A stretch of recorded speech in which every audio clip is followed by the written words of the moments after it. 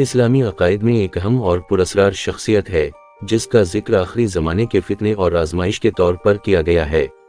دجال کو عام طور پر ایک جھوٹا مسیح یا مسیح الدجال کہا جاتا ہے جو آخری زمانے میں ظاہر ہوگا اور لوگوں کو گمراہ کرنے کی کوشش کرے گا۔ دجال کے بارے میں اسلامی عقائد: ایک، ظہور۔ دجال کا ظہور قیامت کی نشانیوں میں سے ایک ہے۔ احادیث میں بیان کیا گیا ہے دجال ایک مخصوص مقام سے نکلے گا اور دنیا میں فتنہ پھیلائے گا۔ اس کے پاس غیر معمولی طاقتیں ہوں گی جن کے ذریعے وہ لوگوں کو دھوکہ دے گا۔ دو، فتنے اور آزمائش۔ دجال لوگوں کو گمراہ کرنے کے لیے معجزات نما اعمال کرے گا، جیسے کہ مردوں کو زندہ کرنا اور بارش برسانا۔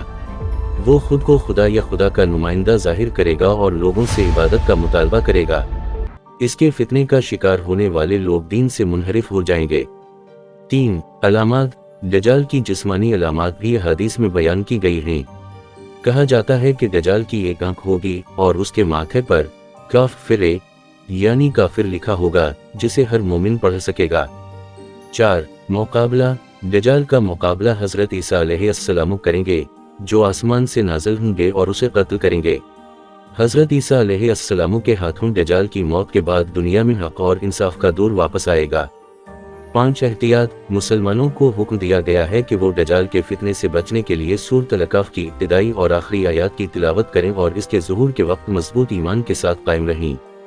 دجال کا فتنی دور اسلامی تاریخ اور عقائد میں ایک بڑا واقعہ تصور کیا جاتا ہے اور مسلمانوں کو اس کے بارے میں خبردار کیا گیا ہے تاکہ وہ اس کے دھوکے اور فریب سے محفوظ رہ سکیں۔